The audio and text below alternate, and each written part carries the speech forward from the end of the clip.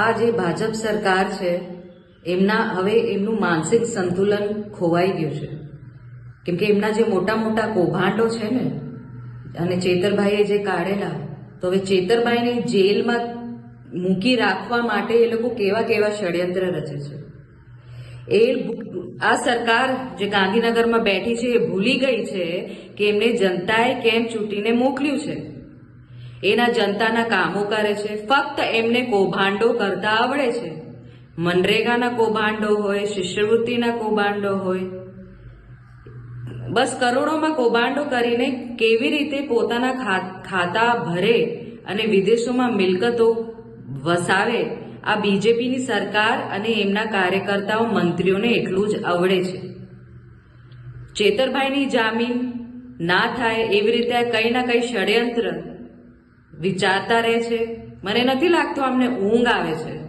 એ બસ ચેતરભાઈને કેવી રીતે હેરાન કરીએ, એ અમારા કૌભાંડો કેવી રીતે કાઢ્યા, એમની હિંમત કેવી રીતે થઈ, આજ વિચારીને આજે ભાજપ સરકાર છે ફક્ત તારીખો પર તારીખ અને તારીખો પર તારીખ જ લેવા માટે કઈ ના કઈ ષડયંત્ર રચતી રહે છે.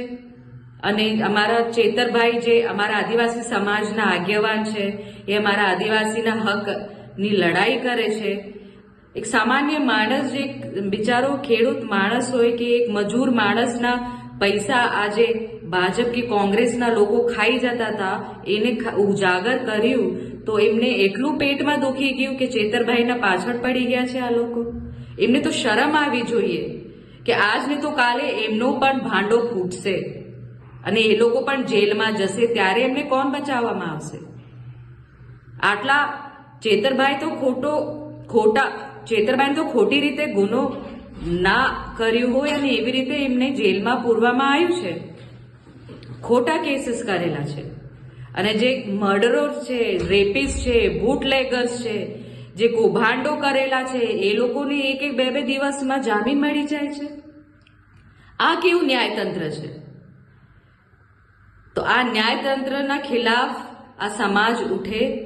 આ ભાજપ સરકાર જેવી રીતે ખોટા ષડયંત્ર રચીને એક ભોલી પ્રજાના પૈસા ખાઈ જાય છે અને એમને ઊંધું સીધું ભણાવે છે, તો અમારા ચેતરભાઈને તમામ સમાજ, આદિવાસી સમાજ ટેકો આપો અને આ લડત અમે ચોક્કસ જારી રાખીશું. અને ચેતરભાઈને ન્યાય મળે, અમે ચોક્કસથી આ